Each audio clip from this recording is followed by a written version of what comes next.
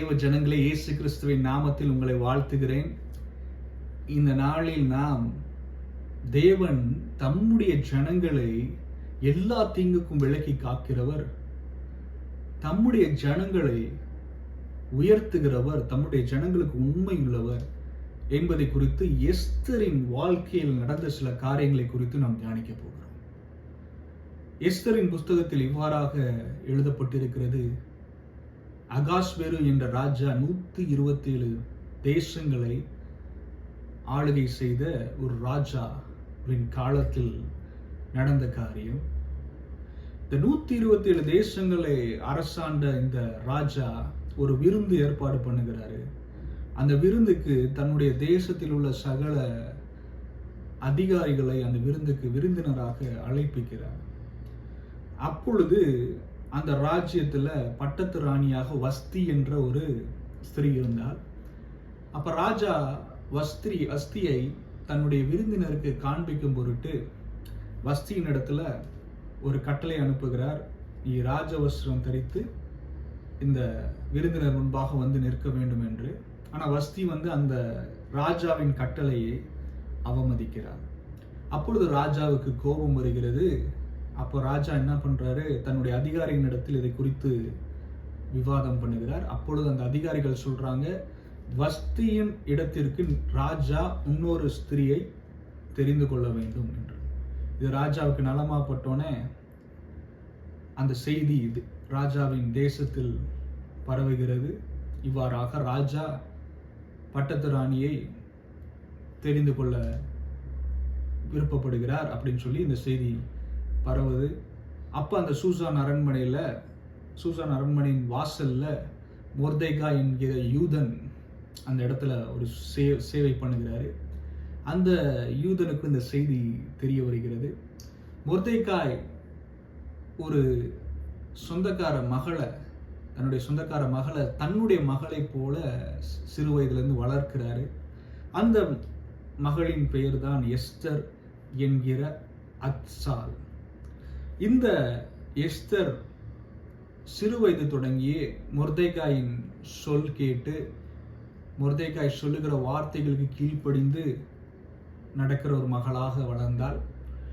மொர்தெகாயும் எஸ்தரை தேவனுடைய வழிகளில் நடத்துகிற ஒரு மனிதனாக இருந்தார்.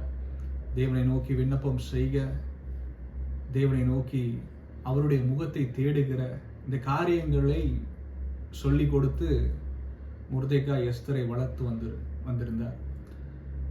இப்போ எஸ்தரையும் இந்த பட்டத்து ராணிக்குரிய ராஜாவின் தேடல், இந்த காரியத்திற்கு எஸ்தரையும் மொர்தெகாய் அனுப்புகிறார். அங்கு வேதம் சொல்லுகிறது, எஸ்தர் 2வது அதிகாரம் 15ஆம் வசனத்தில், எஸ்தருக்கு தன்னை காண்கிற எல்லார் கண்களிலும் தயை கிடைத்தது. எஸ்தர் அந்த இடத்துல இருக்கும் பொழுது எஸ்தரை யாரெல்லாம் பார்க்கிறாங்களோ அவங்க எல்லாருக்கும் எஸ்தர் மேல ஒரு தயை, கர்த்தர் அந்த தயையை வைத்திருந்தார். எஸ்தர் 2வது அதிகாரம் 17வது வசனம் சொல்லுகிறது, ராஜா சகல ஸ்திரீகளை பார்க்கிலும் எஸ்தர் மேல் அன்பு வைத்தான். சகல கன்னிகைகளை பார்க்கிலும் அவளுக்கு அவன் சமூகத்தில் அதிக தயையும் பட்சமும் கிடைத்தது. ஆகையால் அவன் ராஜ கிரீடத்தை அவள் சிரசின் மேல் வைத்து அவளை வஸ்தியின் ஸ்தானத்திலே பட்டத்து ஸ்திரீ ஆக்கினான். இந்த மேன்மை கர்த்தர் கொடுத்த மேன்மை. இந்த எஸ்தருக்கு கிடைத்த மேன்மை கர்த்தர் கொடுத்த மேன்மை. எஸ்தர் மேல கர்த்தருடைய தயை இருந்தது. அந்த தயை தான் மற்றவர்களுக்கும் மற்ற ஸ்திரீகளுக்கும் அவளுக்கும் உள்ள வித்தியாசத்தை நம்ம பார்க்கிறோம். அந்த தயை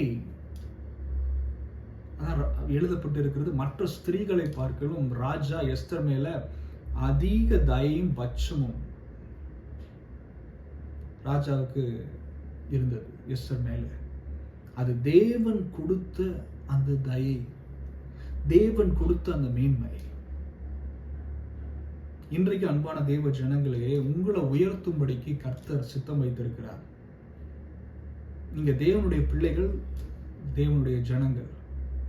உங்க மேல கர்த்தர் விசேஷித்த தயை, விசேஷித்த அந்த அந்த மேன்மைக்குரிய தயையை வைத்திருக்கிறார். உங்களுக்கும் மற்றவர்களுக்கும் வித்தியாசம் உண்டு. எப்படி எஸ்தர் மற்ற ஸ்திரீகளை பார்க்கிலும் எஸ்தர் மேல இருந்த தயை வித்தியாசமாக இருந்தது. அந்த தயை தான் எஸ்தரை மேன்மைக்குள்ளாக நடத்துகிற தயையா இருந்தது. அந்த தயை வைத்தது தேவன். அந்த தேவன் உங்க மேல, நீங்க அவருடைய பிள்ளை, நீங்க அவருடைய மகன், நீங்க அவருடைய மகள், உங்க மேல அந்த தயை வைத்திருக்கிறார். அந்த தயை உங்களுக்கு ஒரு மேன்மையை கொடுக்கும். கர்த்தர் உங்களை உயர்த்த விரும்புகிறார். அல்லேலூயா. இவ்வாறாக ராஜா எஸ்தரை பட்டத்து ராணி ஆக்கிறாரு. இந்த மாதிரி சூசான் அரண்மனையில் வாசல்ல இருந்த மொர்தெகாய், அப்பொழுது ஒரு நாள் 2 அந்த ராஜாவின் 2 பிரதானிகள், பிக்தானா, ஒருத்தன் பேர் பிக்தானா, இன்னொருத்தன் பேர் தேரேஸ். இந்த 2 பிரதானிகள் ராஜா மேல கை போடணும், ராஜாவுக்கு எதிரா ஒரு சதி திட்டம் தீட்டுறாங்க.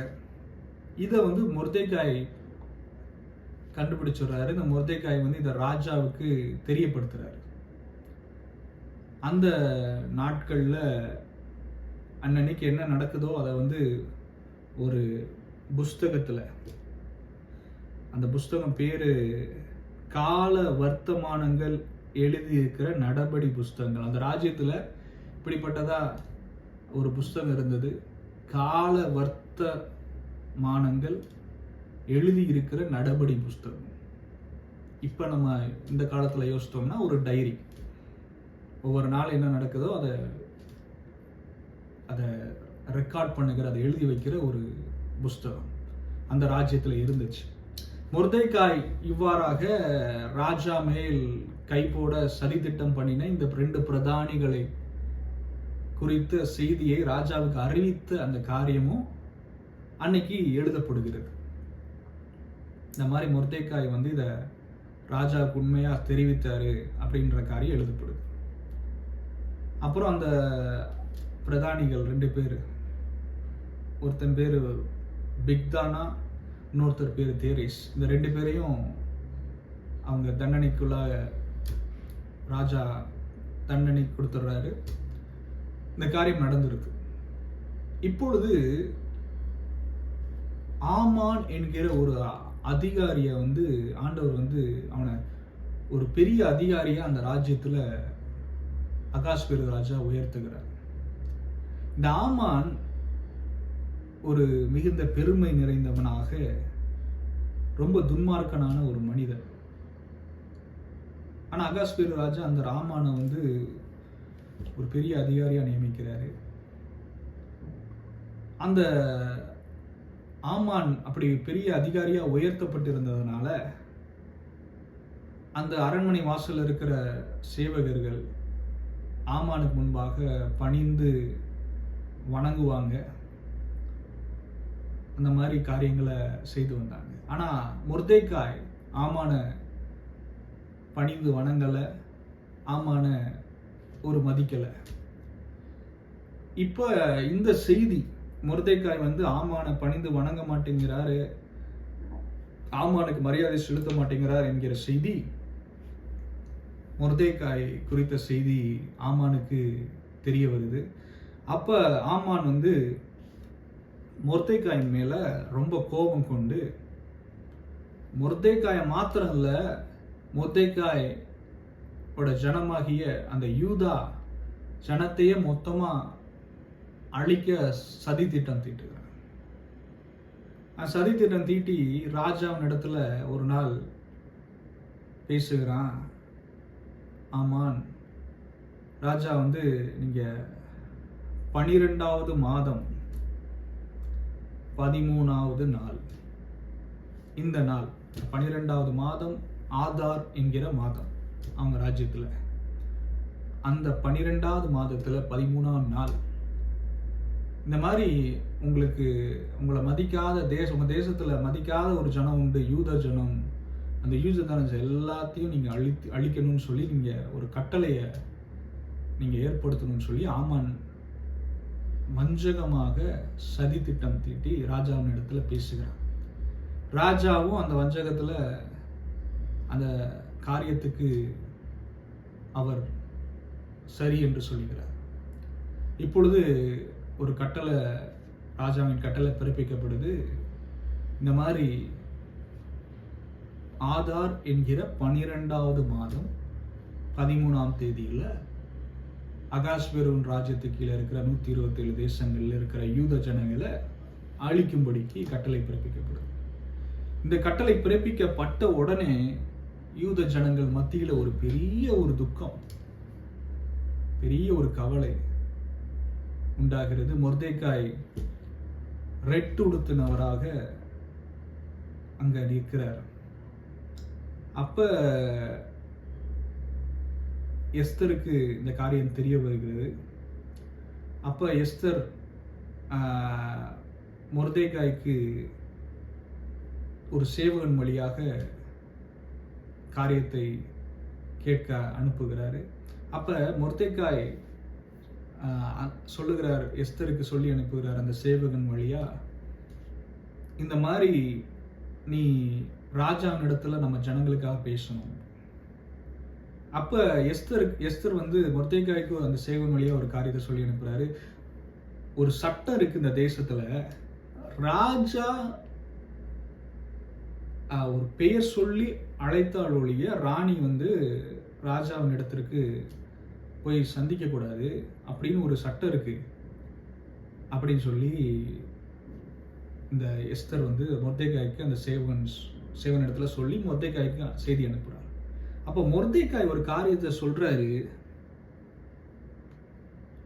எஸ்தர் 4வது அதிகாரம் 14வது வசனத்துல இவ்வாறாக எழுதப்பட்டிருக்கிறது, நீ இந்த காலத்திலே மௌனமாய் இருந்தால் யூதருக்கு சகாயமும் ரட்சிப்பும் வேறொரு இடத்திலிருந்து எழும்பும்.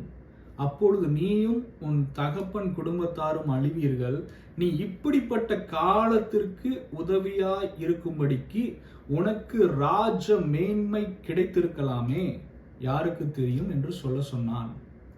இந்த வசனத்தை நம்ம கவனித்தோமானா, மொர்தெகாய் எஸ்தருக்கு ஒரு காரியத்தை தெளிவுபடுத்துகிறாரு. உனக்கு கர்த்தர் கொடுத்திருக்கிற இந்த ராஜ மேன்மை, இந்த உயர்வு ஒரு தேவனுடைய திட்டத்தோடு வருகிறது அப்படின்றத தெரியப்படுத்துறார். நீ இப்படிப்பட்ட காலத்திற்கு உதவியாயிருக்கும்படிக்கு உனக்கு ராஜ மேன்மை கிடைத்திருக்கலாமே. என்னுடைய மகளாய் எஸ்தரே, உனக்கு கர்த்தர் இந்த ராஜ மேன்மையை கொடுத்ததற்கு ஒரு நோக்கம் உண்டு. இப்படிப்பட்ட காலத்துக்கு நீ உதவியா இருக்கும்படி தேவனுடைய திட்டம், தேவன் தம்முடைய ஜனங்களை விடுவிக்கணும்னு தேவன் யோசித்த அந்த திட்டம் நிறைவேறும்படிக்கு தான் உனக்கு இந்த ராஜ மேன்மை கொடுக்கப்பட்டிருக்கு. இப்ப கர்த்தர் உங்களுக்கு ஒரு ராஜ மேன்மையை கொடுக்கிறாருன்னா, அந்த ராஜ மேன்மை ஒரு உயர்வு வருதுன்னா, உங்களுக்கு ஒரு மேன்மையை கர்த்தர் கொடுக்கிறாருன்னா, அந்த உயர்வோட சேர்த்து அந்த மேன்மையோட சேர்த்து கர்த்தருடைய திட்டமும் கூட இருக்கு. தேவனுடைய பிள்ளைகள் நீங்க, தேவனுடைய ஜனங்கள் நீங்க, உங்களுக்கு உங்க மேல கர்த்தருடைய தயை இருக்கு. எப்படி எஸ்தரை பார்க்கிற எல்லாருக்கும் எஸ்தர் மேல எப்படி ஒரு தயை இருந்துச்சோ, அதே மாதிரி உங்களை பார்க்கிறவர்களுக்கு உங்க மேல அவங்களுக்கு ஒரு தயை இருக்கும். அந்த தயை கர்த்தர் வைத்த தயை. அந்த தயை தான் எஸ்தரை உயர்த்துச்சு. தேவனுடைய தயை தான் அந்த எஸ்தருக்கு ராஜமேன்மையை கொடுத்துச்சு. அந்த தயை உங்க மேலேயும் இருக்கு. தேவனுடைய ஜனங்களே, நீங்க தேவனுடைய பிள்ளைகள், உங்க மேலேயும் கர்த்தர் அந்த தயை வைத்திருக்கிறார். அந்த தயை உங்களுக்கு மேன்மையை கொடுக்கும். அந்த மேன்மைக்குள்ள கர்த்தர் அந்த தயின் மூலமாக உங்களை மேன்மைப்படுத்துவார். அந்த தயை உங்களை மேன்மைப்படுத்தும். அந்த மேன்மைக்குரிய ஒரு காரியம் இருக்கிறது. அந்த மேன்மை எதற்காக உங்களுக்கு கொடுக்கப்படுகிறது என்றால், ஒரு தேவனுடைய திட்டத்தை நிறைவேற்று. தேவனுடைய ராஜ்யத்தின் திட்டத்தை நிறைவேற்றதான் கர்த்தர் உங்களை மேன்மைப்படுத்தி உயர்த்தி அந்த ஸ்தானத்தில் வைக்கிறார். உங்களுக்கு உயர்வு வரும், மேன்மை வரும். அது கர்த்தருடைய தயை உங்க மேல இருக்கிறதுனால அந்த காரியங்கள் நடக்கும். நீங்க தேவனுடைய பிள்ளைகளா இருக்கிறனால அந்த தயை, கர்த்தருடைய தயை உங்க மேல இருக்கு. அந்த தயை உங்களை மேன்மைக்கு நேராக நடத்தும், உயர்வுக்கு நேராக நடத்தும். அந்த மேன்மைக்கும் அந்த உயர்வுக்கும் தேவனுடைய திட்டத்தோடு ஒரு ஒரு ஒரு தொடர்பு இருக்கிறது. தேவனுடைய திட்டம் அதில் இருக்கிறது. ஒரு காரியம் இருக்கிறது. தேவனுடைய காரியம், தேவனுடைய திட்டம் இருக்கிறது. அல்லேலூயா. அப்படிப்பட்டதான ஒரு தேவ திட்டம் தான் எஸ்தருடைய வாழ்க்கையில் இருந்த ராஜ மேன்மைக்கு பின்பாகவும் இருந்தது. அதனாலதான் அந்த காரியத்தை மொர்தெகாய் தெரியப்படுத்துகிறார், தெளிவுபடுத்துகிறார் எஸ்தர்ட்ட. நீ இப்படிப்பட்ட காலத்திற்கு உதவியா இருக்கும்படிக்கு உனக்கு ராஜ மேன்மை கிடைத்திருக்கலாமே. இன்றும் கர்த்தர் உங்களை எவ்வளவு மேன்மையா வைத்திருந்தாலும் சரி, எவ்வளவு உயர்வை கொடுத்திருந்தாலும் சரி, நீங்கள் கர்த்தருக்கு முன்பாக தாழ்மைப்பட்டு தாழ்ந்து, ஆண்டவரே கர்த்தர் அப்பா, நீங்க இந்த மேன்மை கொடுத்தது நீங்க, இந்த உயர்வை கொடுத்தது நீங்க, இது நான் உம்முடைய பிள்ளை என்கிற தயவினால் கிடைத்த மேன்மை, இது உம்முடைய கிருபை, உம்முடைய தயவு. இந்த மேன்மையை கொடுத்த நீங்க இதற்கு பின்பா இதோட சேர்ந்து ஒரு திட்டம் இருக்கு, உங்களுடைய திட்டம் இருக்கு. ராஜ்யத்துக்கு நான் என்ன செய்யணும், உம்முடைய ராஜ்யத்துக்கு நான் என்ன செய்யணும், உமக்கு நான் என்ன, உம்முடைய காரியத்தில் நான் என்ன செய்யணும், உம்முடைய திட்டத்தில் நான் என்ன செய்யணும் அப்படின்றத நீங்க தேவனிடத்துல கேட்கணும். ராஜ மேன்மைக்கு மேன்மையோடு சேர்ந்து தேவனுடைய திட்டம் இருக்கிறது. உங்களுடைய உயர்வோடு சேர்ந்து தேவனுடைய திட்டம் இருக்கிறது. அல்லேலூயா.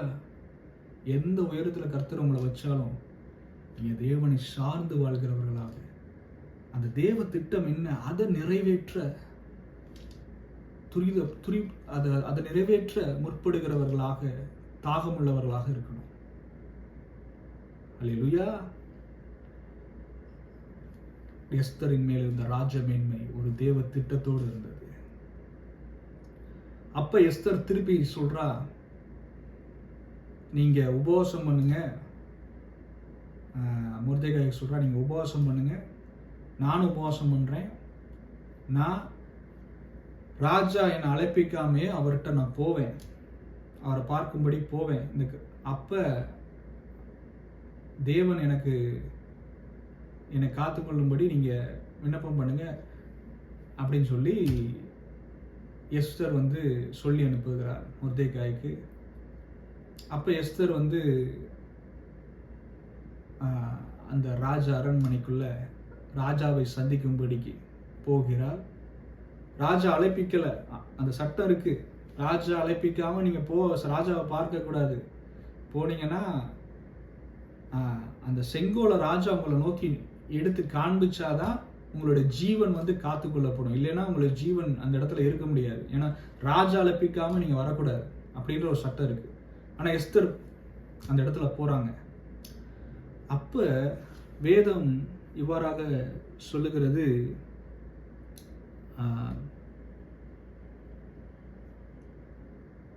வேதம் இவ்வாறாக சொல்லுகிறது, ராஜா தம்முடைய செங்கோலை, அல்லேலூயா, ராஜா தம்முடைய செங்கோலை எஸ்தருக்கு நேரா நீட்டுறாரு. ராஜாவின் கண்களில் எஸ்தருக்கு தயை கிடைக்கிறது. ராஜா அப்படியே அந்த செங்கோலை எஸ்தருக்கு நேரா நீட்டுறாரு. அப்ப எஸ்தரோட ஜீவன் அங்க காக்கப்படுது. அப்ப எஸ்தர்ட்ட கேட்கிறாரு, எஸ்தர் ராஜாத்தியே, உனக்கு என்ன வேணும்? என் ராஜ்யத்துல பாதி நாள் உனக்கு கொடுப்பேன் அப்படின்னு சொல்றாரு. அப்ப எஸ்தர் ராஜா சொல்றாங்க, ராஜாவே, நான் ஒரு விருந்து பண்றேன், அந்த விருந்துக்கு நீங்களும் ஆமானும் இன்னைக்கு வரணும் அப்படின்னு சொல்றாங்க. இப்படி சொல்லிடுறாங்களா? இப்படி சொன்னதுக்கு அப்புறம் ராஜா ஆமானுக்கு சொல்லி அனுப்புறாரு, இந்த மாதிரி எஸ்தர் ராஜாத்தி ஒரு விருந்து பண்றா, அதுக்கு நீ வரணும் அப்படின்னு. அன்று விருந்து ஏற்பாடு பண்ணப்படுகிறது. அந்த விருந்துக்கு ராஜாவும் ஆமானும் வராங்க. அப்ப அந்த விருந்துல இருக்கும் போதும் ராஜா கேட்கிறாரு எஸ்தரை பார்த்து, எஸ்தர் ராஜாச்சி உனக்கு என்ன வேணும்? என் ராஜ்யத்துல பாதி கேட்டாலும் உனக்கு தருவேன் அப்படின்னு சொல்லுவார். அப்ப எஸ்தர் ராஜாத்தி சொல்றா, ராஜாவே நீங்க நாளைக்கும் நான் ஒரு விருந்து பண்றேன், அந்த விருந்துக்கும் நீங்க வரணும், நீங்களும் ஆமானும் வரணும் அப்படின்னு சொல்லி கேட்கிறார்.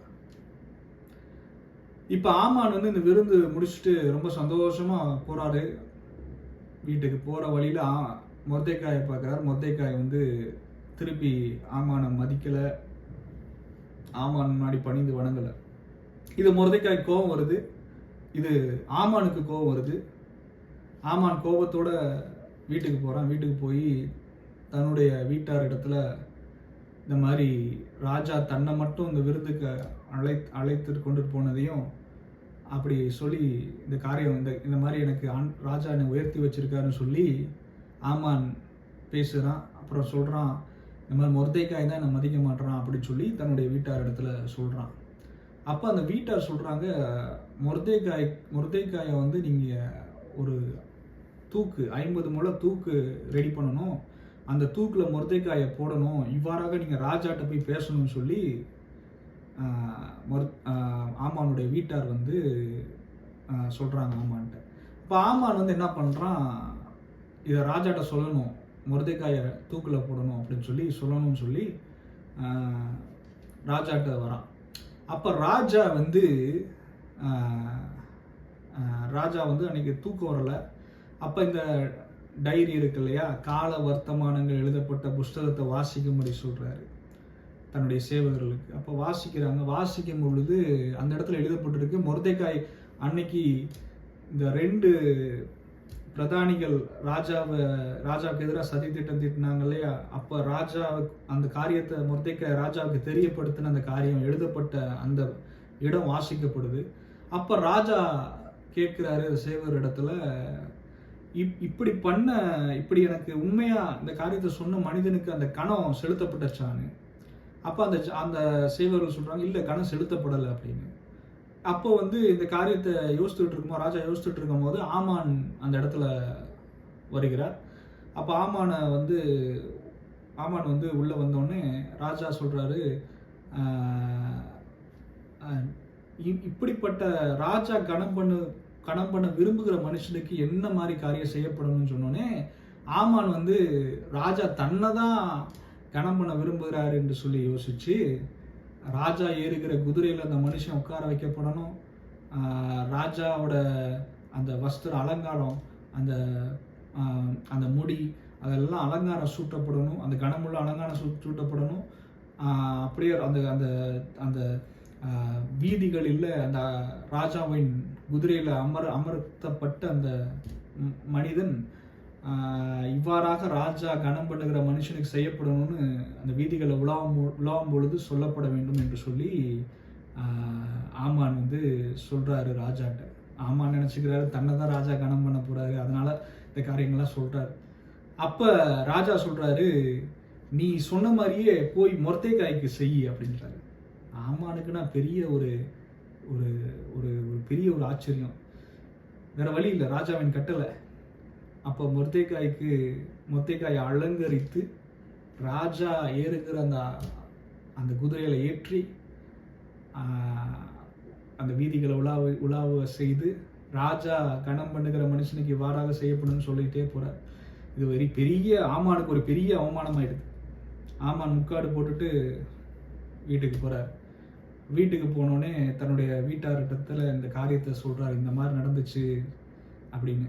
அவங்க வீட்டார் வந்து சொல்றாங்க, நீர் வந்து தாழ்த்தப்பட்டீர் அப்படின்னு சொல்லி சொல்றாங்க. அடுத்த நாள் அதுக்கு அப்படி பேசிட்டு இருக்கும் பொழுது எஸ்தர் ஆயத்தம் பண்ணின விருந்துக்கு ஆமான் வரும்படிக்கு சேவர்கள் வந்து கூப்பிடுறாங்க. இப்போ ராஜாவும் ஆமானும் எஸ்தர் ஏற்படுத்தின அந்த விருந்துக்கு போறாங்க. அப்ப ராஜா திரும்பி கேட்கிறாரு, எஸ்தர் ராஜாத்தியே உனக்கு என்ன வேணும், என் ராஜ்யத்துல பாதி நாள் உனக்கு தருகிறேன் அப்படின்னு சொல்றாரு. அப்ப எஸ்தர் சொல்றா, என்னுடைய ஜனங்களையும் என்னையும் அழிக்கும்படிக்கு இப்படி ஒரு மனிதன் திட்டம் பண்ணினான் அப்படின்னு சொல்லி. அப்ப அந்த ராஜா கேட்கிற, யார் அந்த மனிதன்னா எஸ்தர் சொல்றாங்க, இந்த ஆமான் தான் அந்த மனிதன் அப்படின்னோடனே ஆமானுக்கு அப்படியே ஒரு பயம் வந்துடுது. பயம் வந்தோடனே ராஜாவுக்கு பயங்கர கோபம் வந்துடுது. அவர் விருந்து பரிமாறப்பட்ட இடத்துல இருந்து எழும்பி தன்னுடைய தோட்டத்துக்கு போயிடுறாரு. இந்த கோபத்தில் எழும்பி போறாரு. இப்போ ஆமானுக்கு பயம் வந்துடுது. அப்போ எஸ்தர் மட்டும் அந்த இடத்துல இருக்கும் பொழுது, எஸ்தர் மெத்தையில் இருக்கும் பொழுது ஒரு அந்த ஆமான் போய் எஸ்தர் மெத்தையின் பக்கத்தில் அமர்ந்து தன்னுடைய பிராணன், தட் இஸ் தன்னுடைய ஜீவன் காக்கப்படும்படிக்கு எஸ்தர் இடத்துல போய் அழுறான். என்னை மன்னிச்சிடுங்க, என்னை எப்படியாச்சும் பிராணனை காப்பாற்றுறதுக்காண்டி நீங்கள் ராஜாட்ட பேசுங்க அப்படி இப்படின்னு அவர் ஆமான் புலம்புறார். இப்படி புலம்பிட்டு இருக்கிற சமயத்தில் தோட்டத்துக்கு போயிருந்த அந்த ராஜா திரும்பி அந்த இடத்திற்கு திரும்பி வருகிறார். அந்த விருந்து பரிமாறப்பட்ட இடத்துக்கு வருகிறார். அப்போ பார்க்கும் பொழுது எஸ்தர் மெத்தை பக்கத்தில் இந்த ஆமான் இப்படி உட்கார்ந்து இருக்கிறத பார்த்துட்டு ராஜாவுக்கு கோவம் வந்துடுது. இவன் நான் அரண்மனையில் இருக்கும் பொழுதே எஸ்தரை ராணியை பலவந்தம் பண்ணும்படிக்கு இவன் திட்டம் பண்ணினானா அப்படின்னு சொல்லி ராஜா கோவப்படுறாரு. கோவப்பட்ட உடனே ஆமான் மேல ஒரு துணியை வைத்து அவனுடைய முகத்தை அங்கே இருந்த சேவர்கள் மூடுறாங்க. அப்போ அந்த சேவகர்கள் சொல்றாங்க, மொர்தெகாயை தூக்கில் போடும்படிக்கு 50 முழம் அடியில் அவன் ஒரு தூக்கு மரத்தை செய்வித்திருக்கான் அப்படின்னு சொல்லி சொல்றாங்க. அப்போ அந்த ராஜா சொல்றாரு, அந்த தூக்கு மரத்தில் இந்த ஆமானையே தூக்கி போடுங்க அப்படின்னு சொல்றாரு. அப்போ எஸ்தர் அதுக்கப்புறம் எஸ்தர் சொல்றா, மொர்தெகாய்க்கும் தனக்கும் எப்படி சொந்தம் அப்படின்றத எஸ்தர் ராஜாவுக்கு தெரியப்படுத்துறா. ஆமானை தூக்கில் போட்டுறாங்க. எந்த தூக்கு மரம் ஆமான் மொர்தெகாய்க்கு செஞ்சானோ அதே தூக்கு மரத்தில் ஆமானை தூக்கி போடுறாங்க. அடுத்து மொர்தெகாயை ராஜா மொர்தெகாயிட்ட எஸ்தர்கிட்ட பேசுகிறா. என்ன உங்களுக்கு எஸ்தர் திருப்பி பேசுகிறாங்க ராஜாட்ட, இந்த மாதிரி நீங்கள் ராஜா சொல்கிறாரு எஸ்தர்கிட்ட, இதோ என்னோட மோதிரம் இருக்குது, இதை வச்சு முத்திரை பண்ணிக்கோங்க, உங்களுக்கு என்ன விருப்பமோ அதை செய்யுங்க அப்படின்னு சொல்லிடுறாங்க. அப்போ மொர்தெகாயும் எஸ்தரும் சேர்ந்து சட்டங்கள் எழுதுறாங்க, கட்டளைகள் எழுதுறாங்க. யூத ஜனத்துக்கு விரோதமாய் யார் எல்லாம் செயல்பட்டாங்களோ அவங்களையெல்லாம் எந்த நாள் யூத ஜனங்களை அழிக்க குறிக்கப்பட்டதோ, ஆதார் மாதம் 12வது மாதம், அந்த மாதம் 13ஆம் தேதியில் யூத ஜனங்களை அழிக்கும்படிக்கு அந்த குறிக்கப்பட்ட நாள்லேயே யூத ஜனங்களுக்கு விரோதமாய் இருக்கிறவர்களை யூத ஜனங்கள் அழிக்கும்படிக்கு கட்டளை எழுதுறாங்க ராஜமுத்திரையோட. அப்ப அந்த வேதத்துல ஒரு வார்த்தை எழுதப்பட்டு இருக்கிறது இவ்வாறாக, எஸ்தர் 9வது அதிகாரம் 1வது வசனத்துல, ராஜாவின் வார்த்தையின்படியும் அவனுடைய கட்டளையின்படியும் செய்யப்படுகிறதற்கு ஆதார் மாதம் என்கிற 12ஆம் மாதம் 13ஆம் தேதியிலே யூதரின் பகையினர் அவர்களை மேற்கொள்ளலாம் என்று நம்பினார்களே, அந்நாளிலே தானே யூதரானவர்கள் தங்கள் பகையினரை மேற்கொள்ளும்படிக்கு காரியம் மாறுதலாய் முடிந்தது. தேவனுடைய ஜனங்களுக்கு விரோதமா தேவ ஜனங்களை அழிக்கும்படிக்கு ஆதார் மாதம், அதான் 12ஆம் மாதம் 13ஆம் தேதி அழிக்கும்படிக்கு திட்டம் பண்ண சத்ருவின் சதி திட்டம் அப்படியே அவமாகி போய் இப்ப தேவ ஜனங்கள் தம்முடைய சத்துருக்கள் அழிக்கும்படிக்கு காரியம் மாறுதலாய் முடிந்தது. இது தேவனிடத்திலிருந்து வந்த அந்த விடுதலை, தேவனிடத்தில் வந்த அந்த ஒரு பெரிய ஒரு விடுதலை, காரியம் மாறுதலாய் முடிந்தது. இன்றும் தேவ ஜனங்களே, சத்ரு உங்களுக்கு எதிராக தீட்டப்பட்டிருக்கிற எல்லா சதி திட்டங்களையும் கர்த்தர் அவமாக்கி போடுவார். சத்ருவின் சதி திட்டங்கள் உங்கள் வாழ்க்கையில் வாய்க்காது. சத்ரு உங்களை அழிக்கும்படிக்கு, உங்களுடைய குடும்பத்தை அழிக்கும்படிக்கு, உங்கள் வாழ்க்கையை அழிக்கும்படிக்கு நிறைய சதி திட்டங்களை தீட்டி வைத்திருக்கலாம். ஆனால் கர்த்தர் அவைகளை அவமாக்கி போடுவார். கர்த்தர் அந்த காரியங்கள் எல்லாம் மாறுதலாய் முடியும். எந்த சத்ரு உங்களை அழிக்க நினைச்சானோ அந்த சத்ரு அழிந்து போவான். எந்த சத்துருவின் சதித்திட்டம் உங்களுக்கு எதிராக இருக்கிறதோ அந்த சதித்திட்டம் அவமாகி போகும். இப்படி யூத ஜனங்களை அழிக்கும்படிக்கு சத்துரு தீட்டிய சதித்திட்டம் அந்த அந்த தேதியில அப்படியே காரியம் மாறுதலா முடிஞ்சிச்சு. அந்த யூத ஜனங்களுடைய சத்துருக்கள் அழிக்கப்பட்டாங்க அதே நாள்ல. அதே மாதிரிதான் உங்களுக்கு எதிராக சத்துரு தீட்டி இருக்கிற எல்லா சதி திட்டங்களும் அவமாகி போகும். சத்துரு வெட்கப்பட்டு போவான். உங்களுக்கு எதிராக இருக்கிற எல்லா சத்துருவின் கிரியைகளை அழிக்கப்படும். கர்த்தர் உங்களை விடுவிப்பார். அவர் உண்மை உள்ளவர், உங்களை விடுவிப்பார். மொர்தேக்காயை அழிக்கணும்னு நினைச்சாலும் ஆமான், அந்த மொர்தேக்காய்க்கு அதுக்கப்புறம் பார்க்கிறோம் உயர்வு வந்துச்சு.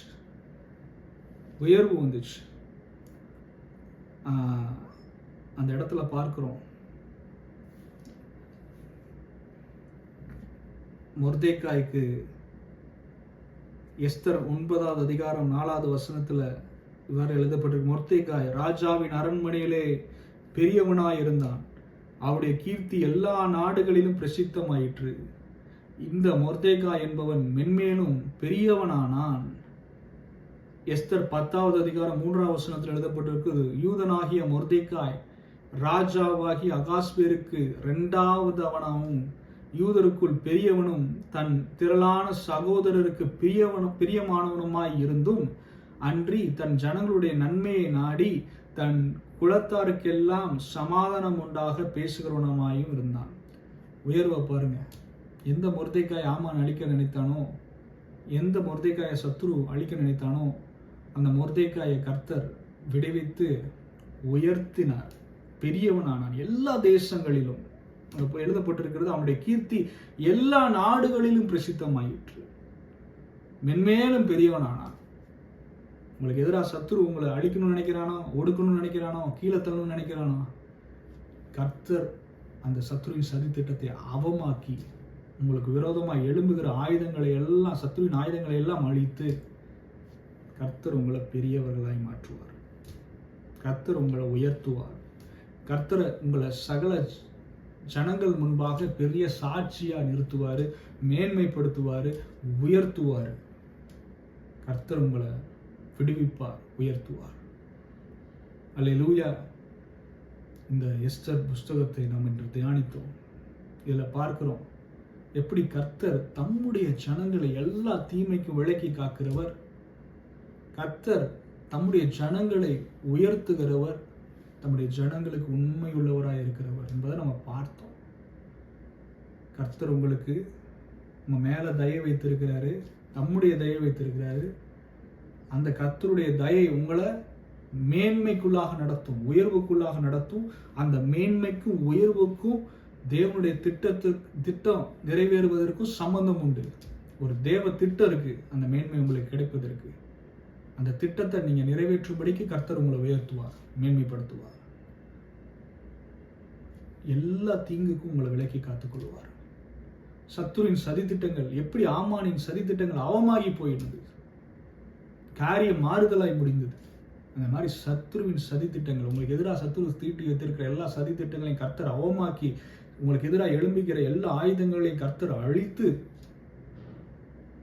உங்களை மேன்மைப்படுத்துவார். எப்படி மொர்தேக்காயை மேன்மைப்படுத்தினார். எல்லா தேசங்களிலும் எல்லா நாடுகளிலும் அவன் கீர்த்தி பிரசித்தமாயிற்று, அவன் பெரியவனானான். அந்த மாதிரி உங்களை கர்த்தர் உயர்த்துவார். ஜனங்கள் மத்தியில, சகல ஜனங்கள் மத்தியில கர்த்தர் உங்களை பெரிய சாட்சியாய் நிறுத்தி வைத்திருப்பார், உயர்த்துவார், மேன்மைப்படுத்துவார். உங்களை கனமுள்ள பாத்திரமாக கர்த்தர் வைத்திருப்பார். இயேசுவின் நாமத்தில் உங்களை நான் வாழ்த்துகிறேன். யெகோவா ஷாலோம், இயேசுவின் சமாதானம் உங்களுக்கு உண்டாயிருப்பதாக. இயேசுவின் நாமத்தில் பிதாவே, இந்த நேரத்திலும் இந்த வார்த்தைகளை கேட்டுக்கொண்டு இருக்கிற இந்த ஜனங்கள் மேல உங்களுடைய கிருபைகள், தயவு அளவில்லாமல் இறங்கட்டும். இவர்களுக்கு மேன்மை உண்டாகட்டும், உயர்வு உண்டாகட்டும். இவர்களுக்கு எதிராக சத்துரு தீட்டி இருக்கிற எல்லா சதி திட்டங்களும் அழிக்கப்படட்டும் இயேசுவின் நாமத்தில். இவர்களுக்கு விரோதமாக எழும்பி இருக்கிற எல்லா ஆயுதங்களும் அழிக்கப்படட்டும் இயேசுவின் நாமத்தில். நீர் எப்படி மொர்தேக்காயை சகல ஜனங்கள் தேசங்களிலும் உயர்த்தி வைத்திருந்தீரோ, எப்படி அவன் பெரியவனானானோ அதே மாதிரி இந்த ஜனங்கள், இதை கேட்டுக்கொண்டிருக்கிற உங்களுடைய பிள்ளைகள் உயர்வுக்கு நேராக நடத்தப்படட்டும். அவர்கள் வாழ்க்கையில் உயர்வு உண்டாகட்டும், மேன்மை உண்டாகட்டும். அவர்கள் உமக்கென்று பெரிய சாட்சியாக நிற்கட்டும். அவர்களை பார்க்கிற எல்லாருக்கும் இவங்க மேல ஒரு தயை இருப்பதை ஜனங்கள் பார்க்கட்டும். உம்முடைய தயை இவர்களை மேன்மைப்படுத்தும். உம்முடைய தயை இவர்களை உயர்த்தும். ஆண்டவரே, இந்த நாளில் நீர் எப்பொழுதும் தம்முடைய ஜனங்களை, உம்முடைய ஜனங்களை நீர் எல்லா தீமைக்கு விலக்கி காக்கிறவராக இருக்கிறீர், உண்மை உள்ளவராக இருக்கிறீர், விடுவிக்கிறவராக இருக்கிறீர் என்பதை நாங்கள் தியானித்தோம். நீர் அப்படியே இருக்கிறீர் சுவாமி. நன்றி. இயேசுவின் நாமத்தில் இதை கேட்கிற ஒவ்வொரு மேலும் உடைய சமாதானத்தை நான் பேசுகிறேன், உடைய விடுதலை நான் பேசுகிறேன். இயேசுவின் மூலம் ஜெபம் கேளும் நல்ல பிதாவே.